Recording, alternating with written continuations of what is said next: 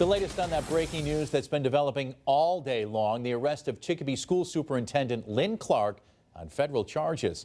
Welcome to Western Mass News at 6. I'm Chris Pisano. And I'm Jordan Jagelinzer. Clark is accused of lying to the FBI about sending almost 100 threatening text messages in an effort to discredit a police chief candidate. We have team coverage tonight for you, covering multiple angles of today's arrest. We begin with Leon Purvis, who was in the courtroom and the only Western Mass reporter outside the federal courthouse as Clark left the building. Leon? Yeah, Chris, Jordan, when Superintendent Lynn Clark left court this afternoon, I had questions for her. This after a federal judge released her on conditions. And this is about her lying to federal investigators after sending threatening text messages. What made you send the text messages? You told the FBI that you sent them. Is that true or not true? Do you have anything to say? Do you plan on resigning? Do you have anything to say? Anything, message to staff, students? Excuse me. Any message to staff? Can you say anything at all about I have no comment. Chicopee Superintendent Lynn Clark walked out of U.S. federal court in Springfield Wednesday afternoon after the FBI arrested her at her Belchertown house earlier in the day. According to court documents obtained by Western Mass News, the investigation has revealed that individual one's spouse, and Clark together received approximately 99 threatening text messages sent by fictitious phone numbers used to disguise the true sender. Court documents say those text messages from unknown numbers were threatening to expose information that would cause reputational harm and discredit an unnamed candidate for police chief in Chicopee.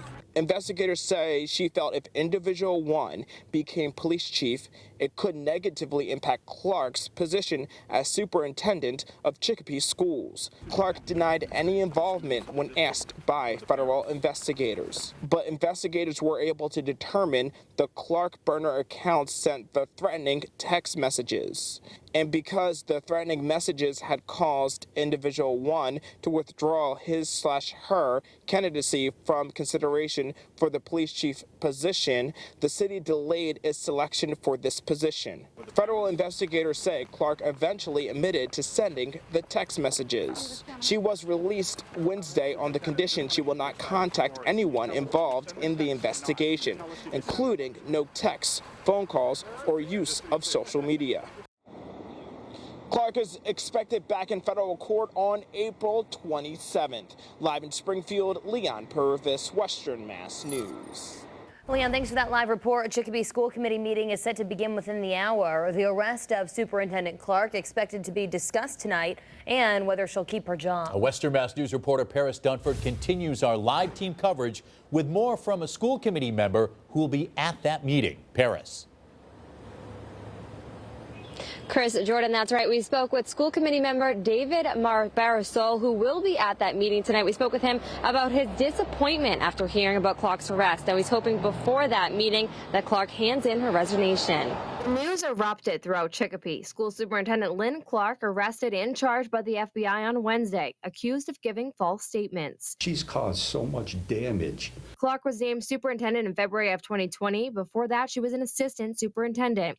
David Barsalou, a school committee member, said he heard rumors about some corruption going on involving Clark, but didn't think it would lead to this. I knew the FBI was doing an investigation in the city, but I had no idea that they were going to be knocking on Lynn Clark's door. In a statement sent to Western Mass News, Chicopee Mayor John View writes in part, quote, "The mayor's office is aware of the situation and we are working to ensure that school department operations continue smoothly through this transition as the education of children remains paramount. Today's arrest is disheartening for the city of Chicopee. The school committee will meet tonight in executive session to decide on a proper course of action." Now, we also reached out to the Chicopee Public School District, wondering what will happen next. They declined to comment at this time. Barsalou says he's hearing Clark might be put on administrative leave. My fellow members called me and said they heard rumors from the mayor's office that they might just want to put her on administrative leave. However, before that meeting, Barsalou is hoping Clark will take matters into her own hands and resign. He's pushing for the discussion of Clark's job to be public and not an executive session. But why would we have a meeting behind closed doors? Let the public chime in on this. You know, what do they want to do, or what do they want to see us do. Now, that school committee meeting is set to begin here at 7 tonight at City Hall. We do have a crew standing by to bring you the latest details from the committee's discussions. For now, reporting live in Chicopee, Paris Dunford for Western Mass News. Paris, thank you for that report. Our team coverage turns to burner apps and how Superintendent Clark was able to use them to send 99 text messages. So we took our questions to the experts. Western Mass News reporter Matt Satilli joins us live now in Chicopee with more. Matt? Well, Chris and Jordan, burner apps are part of the investigation into Superintendent Clark's text messages. According to court documents obtained by Western Mass News, each of the threatening messages were sent by phone numbers purchased on the burner app by Clark, using an Apple wireless device that accessed Clark's home IP address. Additionally, Clark used similar burner apps in her capacity as superintendent of Chicopee Public Schools to contact parents of students when they were unresponsive to calls made from a number associated with the public schools. Is this legal? I asked Tony Russell Smith, the tech director at Yes Computers in Northampton. He says not only are these burner apps legal, they're also incredibly easy to access. However, they're not nearly as secure as you might think.